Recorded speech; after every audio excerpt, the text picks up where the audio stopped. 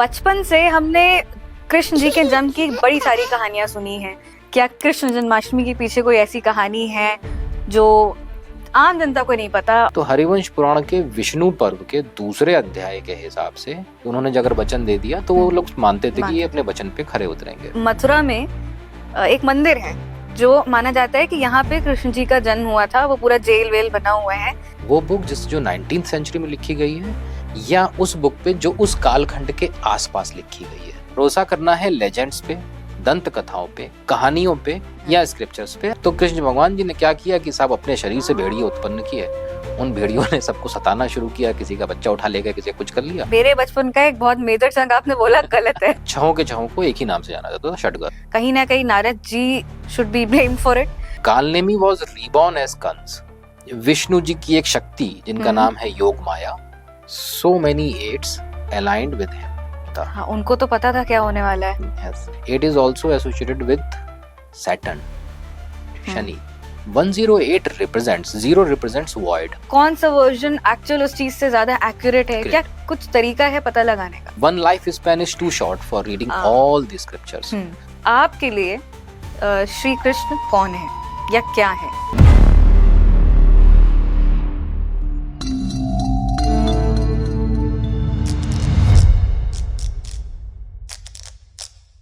नमस्कार, मैं हूं इशिता सिंह और ये है शरद बिंदल। और आज हम बात करने वाले हैं कृष्ण जन्माष्टमी पे। बचपन से हमने कृष्ण जी के जन्म की बड़ी सारी कहानियां सुनी हैं और हम कृष्ण जन्माष्टमी मनाते हुए भी आ रहे हैं। पर जैसा कि शरद जी के पास हमेशा कुछ ना कुछ एक यूनिक कहानी होती है, हमारे स्क्रिप्चर से कोई एक यूनिक फैक्ट निकाल के वो देते हैं, तो आज हम जरा जानते हैं इनसे कि ये कृष्ण जन्माष्टमी के पीछे भी क्या कोई कहानी है जो हमें नहीं पता है। शुरू हो जाइए। क्या कृष्ण जन्माष्टमी के पीछे कोई ऐसी कहानी है जो आम जनता को नहीं पता? और इसकी शुरुआत करते पहले ये बताइए हमें कि कृष्ण जन्माष्टमी मनाई क्यों जाती है? Okay, so Ishita ji, Krishna Janmashtami, on the day of Krishna Janmashtami we celebrate the birth of Lord Krishna, जिनका जन्म हम ऐसा मानते हैं कि हुआ था अष्टमी तिथि को, भाद्रपद मंथ में या भादो मंथ में, कृष्ण पक्ष में। कृष्ण पक्ष that is the period of वेनिंग moon. Abhijit मुहूर्त था और रोहिणी नक्षत्र था, ऐसा हमें स्क्रिप्चर्स में देखने को मिलता है कॉन्स्टलेशंस के बारे में। Now lord Krishna is believed to be और suppose to be the most revered god in Hinduism. तो उनके बारे में पढ़ाया गया है हमको, हमने पढ़ा है, हमने सीरियल्स में देखा है, हमने झांकियां लगती हैं उसमें देखा हुआ है। तो ऑलरेडी मुझे लगता है कि काफी कुछ तो सब लोग जानते हैं उनके बारे में। बट जो जानते हैं वो कितना स्क्रिप्चर्स के हिसाब से सही है, ये आज हम लोग इस पे डिस्कस करने वाले हैं। सो बिल्कुल कुछ ऐसा नया डिस्कस करेंगे जो ज्यादा इंटरेस्टिंग भी हो और लेसर नोन भी हो। ठीक है। So to start with first, Kansa, जो कि हमारे इस पूरी स्टोरी में मेन विलन है। तो कंस अपनी बहन देवकी से बहुत प्यार करते थे, पहली चीज। सो जो बिकॉज होता क्या है कि जब हम ना किसी कैरेक्टर को सही तरीके से प्रेडिक्ट कर रहे होते हैं तो जनरली वो अगर वो डार्क शेड में है तो वो डार्क ही होता जाता है। हाँ। तो उसका सही इक्विलिब्रियम नहीं बैठ पाता है। सो पहली चीज उसी उसमें कि कंस अपनी बहन देवकी से प्यार करते थे। दूसरा, जैसा कि हमने सीरियल्स में या बाकी जगहों पे सुना है, देखा है, पढ़ा है, कोई भविष्यवाणी नहीं हुई थी। जब वो देवकी का विवाह वसुदेव जी से करा के लौट रहे थे तो एक भविष्यवाणी हुई, ऐसा देखने को मिलता है। हमने बचपन में भी सारे सीरियल्स में ये देखा है। तो एक भविष्यवाणी हुई कि अरे भाई, जिस देवकी से तुम इतना प्यार करते हो उसी का 8वां पुत्र तुम्हारा वध करेगा। तो कंस ने कहा ऐसा कैसे करेगा, मैं अभी देवकी को ही मार देता हूँ टाइप से। श्री कृष्ण जी के ऊपर ना आपको बहुत सारे स्क्रिप्चर्स देखने को मिल जाएंगे, जिसमें से जो सबसे फेमस है वो भागवत पुराण है और हरिवंश पुराण है। हरिवंश पुराण इज मोर डिटेल्ड। ओके। तो उनमें उनके बचपन से लेके उनके पुत्रों तक की कहानियों का पूरा हमें वर्णन देखने को मिल जाता है। तो हरिवंश पुराण के विष्णु पर्व के दूसरे अध्याय के हिसाब से कोई भविष्यवाणी नहीं हुई थी। खुद नारद मुनि ने आके कंस को बताया था कि भाई ऐसा है कि तुम्हारा जो बहन है देवकी, उसका जो 8वां पुत्र होगा वही तुम्हारा काल होगा। ओके। ठीक है, तो भविष्यवाणी वाला जो एक हम लोग के दिमाग में फिट है वो स्क्रिप्चर्स के हिसाब से फिट नहीं है। ओके, ठीक है। तीसरा, हर झांकी में और हर कहानी में हमें देखने को मिलता है कि देवकी के जो पुत्र उत्पन्न हुए थे तो कंस ने उनको, देवकी और वसुदेव को जेल में डाल दिया था और वहीं पे उनके पुत्र उत्पन्न हुए थे। तो वो भी स्क्रिप्चर्स के हिसाब से सही नहीं है। वो भी सही नहीं है। तो वसुदेव कंस के मित्र थे। ठीक है, हाँ। तो जब कंस ने कहा कि भाई देवकी का पुत्र मेरा वध करेगा तो मैं देवकी को मार देता हूँ, तो उन्होंने समझाया उसको कि देवकी को क्यों मारोगे, उसके पुत्र की समस्या है ना आपको। तो मैं वसुदेव जी जैसे रघुकुल रीत सदा चली आई, प्राण जाए पर वचन न जाए, उस टाइप के थे कि उन्होंने अगर वचन दे दिया तो वो लोग मानते थे कि ये अपने वचन पे खरे उतरेंगे।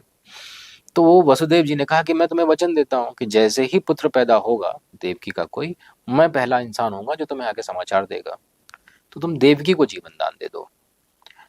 तो उन्होंने उनको उनके ही घर में नजरबंद कर दिया था कि भाई निगाह रखना सब लोग इनके ऊपर, जैसे ही पुत्र उत्पन्न होगा खुद जाके वसुदेव जी कंस को यह समाचार देते थे कि भाई पुत्र उत्पन्न हो गया है। ओके। अच्छा, ये हमने जो बचपन से देखा है, तो वो जेल में पहली बार तो उन्हें कैद किया गया था, प्लस जो गार्ड्स टाइप के उन्होंने लगाए थे उनमें से आई थिंक कोई एक जाके कंस को बताता था कि भाई देवकी ने एक पुत्र का ये जन्म। सीरियल्स देख देख के हमारे इसमें आया है, just to make a villain more villainous. Okay, हाँ, ठीक है। राइट। तो कि उन्होंने अपनी बहन को डाल दिया जेल में और फिर ये सब हो रहा है। And having said that, with this goes all the stories about कि वो जब कृष्ण जी पैदा हुए थे तो जेल के ताले खुल गए थे और पहरेदार सो गए थे। सारी कहानी खत्म हो जाती है। अच्छा, तो अच्छा यहाँ पे आपने मेरे बचपन का एक बहुत मेजर चंक आपने बोला गलत है। तो इसी से it is not exactly the wrong और false, I am saying there are multiple versions. ठीक है, हाँ। अब हमें भरोसा करना है लेजेंड्स पे, दंत कथाओं पे, कहानियों पे या स्क्रिप्चर्स पे, and that I leave up to you. Because generally क्या होता है इशिता जी, स्क्रिप्चर्स बोरिंग होते हैं, कहानियां इंटरेस्टिंग होती हैं। हाँ, ट्रू। इसी में जो आपने अभी बहुत सारी चीजें बताई और जो आपने मेरे बचपन की चीजें अभी बोला कि इसका एक दूसरा वर्जन भी है, तो एक चीज जो होती है हमारे यहाँ कि मथुरा में एक मंदिर है जो माना जाता है कि यहाँ पे कृष्ण जी का जन्म हुआ था, वो पूरा जेल वेल बना हुआ है। वो भी एक तरह से अगर ऐसा नहीं हुआ था तो अगेन उस पे भी सवाल उठेंगे। बिल्कुल सवाल उठेंगे, एक्चुअली सवाल उठते हैं, ऐसा नहीं है कि सवाल नहीं उठते हैं, बट वो वर्जन प्रिवेल करता है जो ज्यादा एक्सेप्टेड होता है। यानी कि वो वर्जन गलत है या ये वर्जन सही है, बात इसकी है ही नहीं। बात इसकी है कि क्या आपको पता भी है कि दूसरा वर्जन भी है। और वो वर्जन है जो कि एक्चुअली लिखित है, जो कि दंत कथाएं नहीं है, वो बाकायदा हरिवंश पुराण में जो कि 18वां पर्व माना जाता है महाभारत का, उसमें लिखित है। तो अब आपको किस पे बिलीव करना है ये तो आपको देखना होता है। ठीक है, ओके। तो अच्छा, दूसरी बात एक ये थी कि नारद जी ने आके कंस को बताया कि देवकी के जो पुत्र होंगे उन्हीं से आपका वध होना है, और आपकी बुराइयों का जो नाश होना है 8वें पुत्र से, वही आएंगे। अब यहाँ पे दो चीजें हैं। पहली बात तो क्या कह सकते हैं एक तरह से कि जो देवकी के जितने पुत्रों को कंस ने मारा है, कहीं ना कहीं Narad ji should be blamed for it. दूसरा सवाल कि लार्जर पर्सपेक्टिव में अगर देखें कि पहले के टाइम पे बहुत सारी भविष्यवाणियां होती थी, इसमें कोई एक डिवाइन इंटरवेंशन होता था, बुराई बहुत ज्यादा बढ़ गई है, अचानक से उस टाइम का जो विलन होता था उसको आके बताते थे कि भाई तुम्हारा अंत आने वाला है और ये तुम्हारा अंत करेगा। अगर वो अंत होना ही है, उसका अंत होना है, बुराई का नाश होना ही है फॉर द ग्रेटर गुड, तो पहले आके उसको वार्निंग क्यों दी जाती थी कि भाई तुम मरने वाले हो, ग्रेट, ताकि वो और बुराई कर सके। So it is going to be a little complex Shiksha ji. होता क्या है कि जब आप हमारे स्क्रिप्चर्स पढ़ेंगे ना, and when you read all those scriptures and find something ambiguous or off, please be assured that there is going to be another story behind that. अच्छा, तो इसके पीछे भी कुछ कहानी होगी? Yes. So इसकी कहानी काफी इंटरेस्टिंग है। तो क्या था साहब कि पहले एक दैत्य हुए, उनका नाम था हिरण्यकश्यप। उनके बेटे थे, उनके बेटे का नाम था Kalnemi. Not to be confused with the Kalnemi of Ramayana period. ये कौन थे रामायण वाले रामायण कालनेमी? के टाइम पे कालनेमी मारीच के पुत्र थे। इनको रावण ने टास्क दिया था कि जब हनुमान जी जा रहे थे मृत संजीवनी बूटी ढूंढने के लिए, तो उनको रोकने का टास्क दिया था कि वो टाइम से ना आ पाए। ओके, ठीक है। और हमारे पूरे स्क्रिप्चर्स में अलग अलग कालखंडों में कई कालनेमी हुए हैं। ये वाले हिरण्यकश्यप के पुत्र थे। उनके 6 बेटे थे, पुत्र थे, जिनको षडगर्भ का नाम से, छहों के छहों को एक ही नाम से जाना जाता था, षडगर्भ। ये जो पुत्र थे, इन्होंने ब्रह्मा जी की तपस्या करी, पूजा करी और उनसे एक वरदान प्राप्त किया। जनरली ब्रह्मा जी से वरदान प्राप्त करने के लिए एक ही होता था कि हम ऐसे ना मरे, हम वैसे ना मरे, हम यहाँ ना मरे, हम वहां ना मरे, you know that complex thing. जिस बात से हिरण्यकश्यप काफी खफा हो गए। उन्होंने कहा, क्योंकि वो मानते थे कि वही सबसे ऊंचे हैं, शक्तिशाली हैं, तो तुम्हें पूजा ही करनी थी तो मेरी करनी चाहिए थी, तुमने अपने दादा की पूजा करने की जगह पे ब्रह्मा जी की पूजा करी। तो उन्होंने उनको श्राप दिया कि तुमने जो किया है वो अधर्म है, इसलिए मैं तुम्हें श्राप देता हूँ, अगले जन्म में तुम्हारी मृत्यु तुम्हारे पिता के ही हाथों होगी। पिता मतलब कालनेमी के हाथों से। हाँ, ठीक है। So Kalnemi was reborn as Kansa. Oh. और ये जो षडगर्भ 6 पुत्र थे कालनेमी के, ये पुत्र बने देवकी जी के। ये बड़ा इंटरेस्टिंग एस्पेक्ट है। बिकॉज ऑफ दिस कर्स, कंस ने अपने पिछले जन्म के जो पुत्र थे उनका वध किया, उनको हत्या करी। So this is the story behind that. इसलिए वो ऐसा कर पाए। So in the contest of greater good और द मास्टर प्लान, उन्होंने जाके बताया कि भाई उनको उन 6 लोगों को मार देना टाइप से। 7वां जो पुत्र हुए थे देवकी के, वो भी अगेन अपने आप में एक इंटरेस्टिंग स्टोरी है। 7वें जो पुत्र हुए थे देवकी जी के, उनको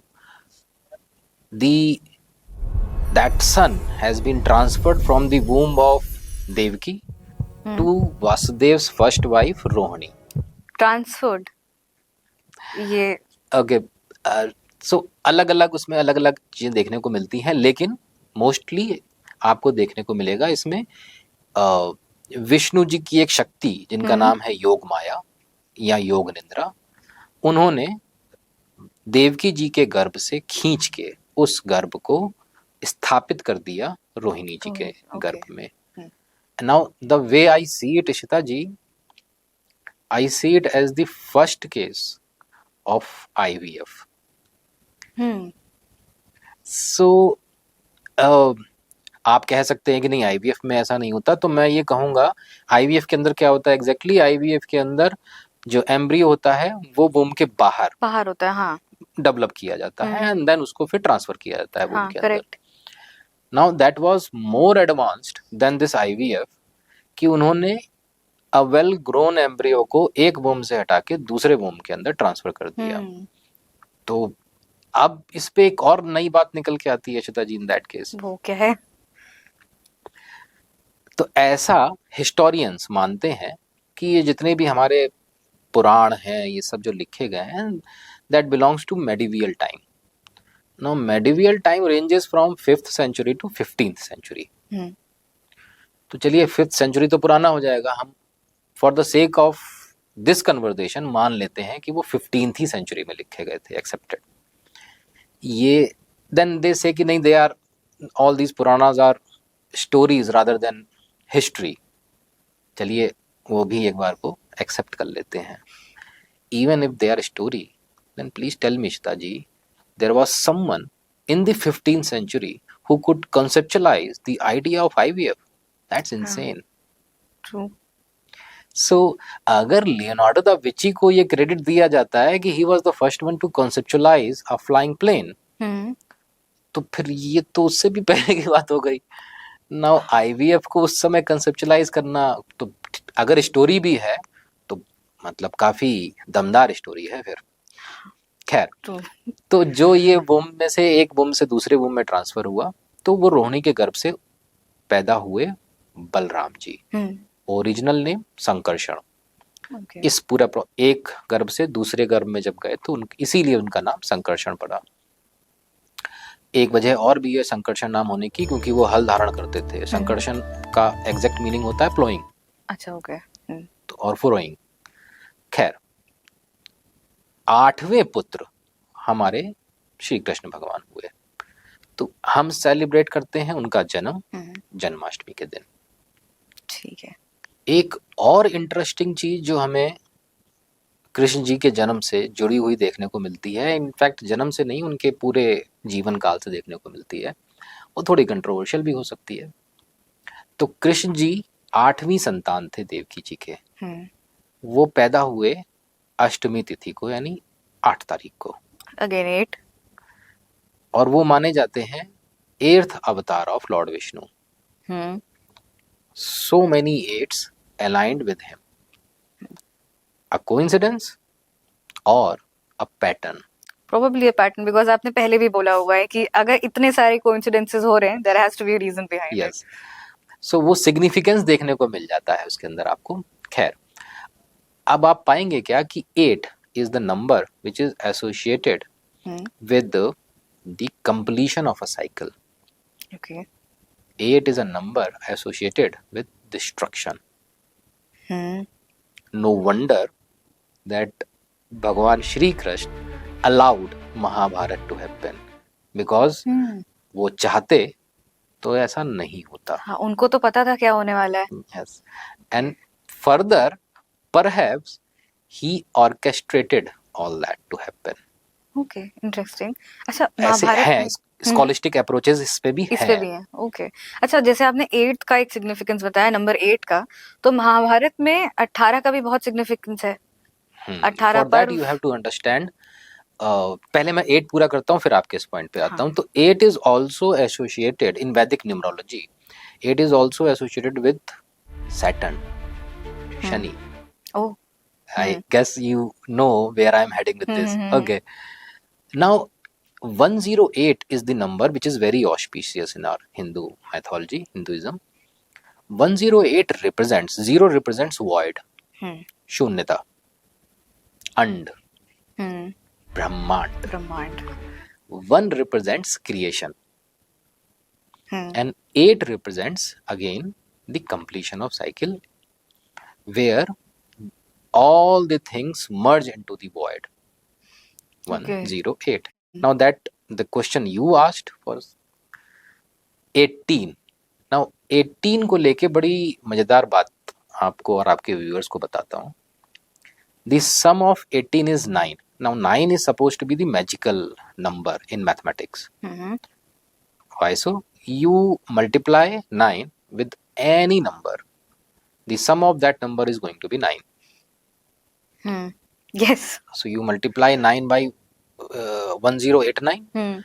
The sum of that number which will come is going to be 9.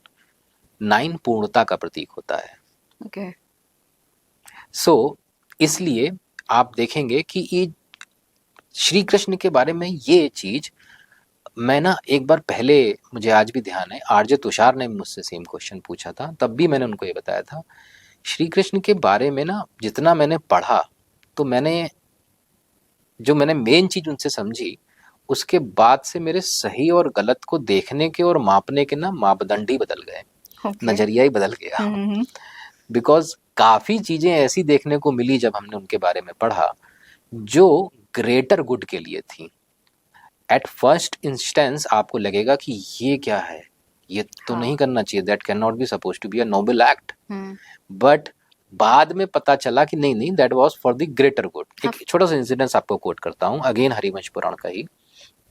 तो कृष्ण जी और बलराम जी ब्रज में खेल रहे हैं और दोनों आपस में डिस्कस कर रहे हैं. तो कृष्ण जी बलराम से कह रहे हैं कि दाऊ, ऐसा है कि यहाँ पे ब्रज की जमीन अब बड़ी सूखी सी हो गई है.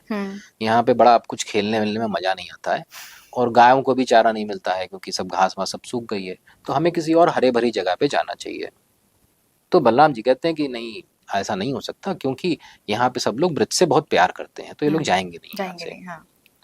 तो और मैं नहीं बोल रहा हूँ इसको, ये लिखा हुआ है इसके अंदर की. तो कृष्ण भगवान जी ने क्या किया कि साहब अपने शरीर से भेड़िए उत्पन्न किए. उन भेड़ियों ने सबको सताना शुरू किया, किसी का बच्चा उठा ले गया, किसी कुछ कर लिया. तो वहां पे लोगों को मजबूरन वो जगह छोड़ के वृंदावन शिफ्ट होना पड़ा. नाउ पहली नजर में that can not be said a noble act, but that was for the greater good as we know now, कि उनको जाना जरूरी था, कंसवध जरूरी था. सो ये जो चीज आपको कृष्ण जी के बारे में पढ़ने को मिलेगी, ये आपको किसी भी और हिंदुइज्म के किसी भी और भगवान जी के बारे में पढ़ने को नहीं मिलेगी, नहीं मिलेगी। ओके। बिकॉज वो चीज को करने का तरीका ही उनका अलग होता था। तो दैट वेज ही इज यूनिक। अच्छा, एक बात बताइए, ये जैसे कई स्टोरीज होते हैं जो जो स्क्रिप्चर्स में हमारे जो रिटन हमें एक सॉर्ट ऑफ रिकॉर्ड मिल रहा है, फिर कई चीजें होती हैं क्योंकि हमारा पहले तो ओरल ट्रेडिशन था, तो कई कहानियां बदली भी हैं, कई स्क्रिप्चर्स दोबारा लिखे गए हैं, बिल्कुल कई ठीक। वर्जन्स आए हैं। सो एज अगर हम डिवोटीज बोले, एज व्यूअर्स बोले, या फिर एज नॉर्मल ह्यूमन बींग्स भी अगर हम बोले कि अगर हमें ये इतने मल्टीपल वर्जन्स मिल रहे हैं, तो हमें सही गलत का तो कॉन्सेप्ट है नहीं कुछ, मतलब वो छोड़ देते हैं कि कौन सा वर्जन सही है, कौन सा गलत है, बट फिर भी किस वर्जन को ज्यादा मानना चाहिए, या फिर कौन सा वर्जन एक्चुअल उस चीज से ज्यादा एक्यूरेट है, क्या कुछ तरीका है पता लगाने का? ओके, तो इसको मॉडर्न टर्मिनोलॉजी में समझने की कोशिश करते हैं। आपके पास एक बुक है जिसको लिखा गया सपोज 19th सेंचुरी में, वो बुक किसी ऐसे बारे में बात कर रही है, सपोज मुगल एम्परर्स के बारे में बात कर रही है। वहीं पे आपके पास में एक बुक ऐसी भी है जो लिखी गई थी 17th सेंचुरी में, suppose about a particular Mughal emperor. Now आप किस पे बिलीव करना चाहेंगे, वो बुक जो 19th सेंचुरी में लिखी गई है, या उस बुक पे जो उस कालखंड के आसपास लिखी गई है, जो उसके आसपास लिखी गई होगी? सो रामचरितमानस, जैसा मैं पिछली बार भी कंट्रोवर्शियल टॉपिक हो जाएगा, तो रामचरितमानस पे आपको यकीन करना है because that is different from Ramayana. हाँ, हम लोग पिछले वाले उसमें डिस्कस कर चुके हैं, वाल्मीकि रामायण में अलग चीजें हैं और रामचरितमानस में अलग। वाल्मीकि रामायण पे आपको विश्वास करना है या रामचरितमानस पे?